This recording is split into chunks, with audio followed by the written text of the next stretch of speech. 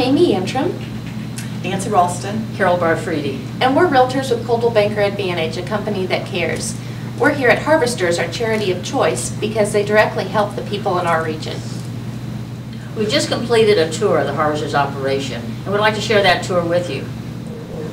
We have learned how Harvesters meets our region's needs, but also how we can help them. What we call our Volunteer Outreach Center. This is where, when you guys see the big barrels in the grocery stores or when you do your food drive, this is where ultimately all of your product will end up. So you get the big barrel, it's got all sorts of stuff in it, it comes in here. You can see here that we then separate it out. This is all done by volunteers. Once it's separated out here, it's weighed and it's put into boxes of like items. So this is kind of a really good pie chart to demonstrate where our food comes from.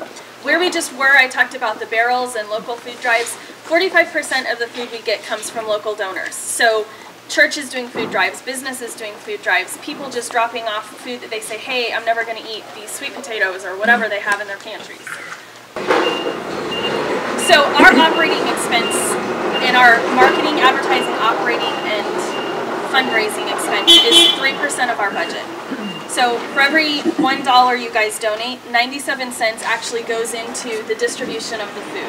Only 3 cents of it goes into the cost of our facility, our electricity, the staff salaries, the gas for the trucks. It's a really, really small percent. I think Charity Navigator rates a bunch of charities and they say if you're at 25% for operating, that's pretty good. We're at, like I said, we're at 3%. So we work really hard to maintain low cost, low levels, so that really when you guys donate to us, you can rest assured that the majority of that truly is going to help feed people. So you can see the biggest portion of our resources here goes to food pantries. Only 6% of the people we serve are considered homeless living in shelters. Only 6%. The majority of our clients are households of 3, often a single parent and 2 children, and they are working a minimum of 2 jobs. So just kind of for an example, if you were a single mother of 1 in the state of Kansas, you would need to earn a minimum of $10 an hour to provide basic shelter, food, housing, utilities for yourself. Now if you add another person, you need to earn $20 an hour, and if you're still adding another person, you need to make $30 an hour. So if you're a single parent and you're working for minimum wage, you can kind of understand then how working for minimum wage, even if you're working 2 jobs at minimum wage, you're not making enough to support your family's basic necessities. A lot of times, you know, seniors are living on fixed incomes, and those fixed incomes often don't raise enough to cover the increased costs of gas or medicine or healthcare or food specifically. So we make it a point, seniors is one of our seniors I kind of feel like are sometimes a forgotten demographic when we talk about hungry. But they are making some of life's hardest choices between, do I take the medicine that I know I need to survive, or do I eat the food that I know I need to survive? In the state of Kansas, 84% of elementary school children are receiving free or reduced price school lunches. Kansas, Missouri, Oklahoma, Mississippi, Arkansas are all continually ranked in some of the hungriest states in the country. Most of them depend upon school for breakfast and lunch. Very often, they don't receive a meal when they get home. So Monday through Friday, they're eating breakfast and lunch at school, and they're not eating a dinner. Or they're eating a very small dinner, or it's not a nutritious dinner.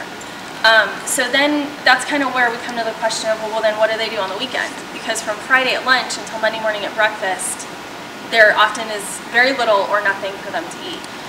That's where the back snack program comes in. Every Friday, kids in this program get this sack of food to take home for the weekend. It was developed by dietitians to make sure that elementary school children are getting the protein, the carbohydrates, the dairy, the calories that they need over the weekend.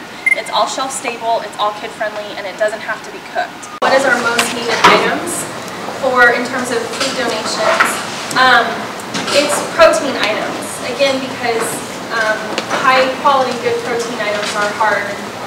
So in terms of canned food, what that looks like is chili, chicken, beef stew, beef soup, tuna fish, anything that has got a good quality protein item in it is really important for us. Also, things that are more expensive, like baby formula, baby food. People need help with a lot of that stuff. Now that we've seen the need, here's how we can help. We are building a house of cans. To help us fill that house, you can stop by our office or visit our website. Thank you for helping us help harvesters.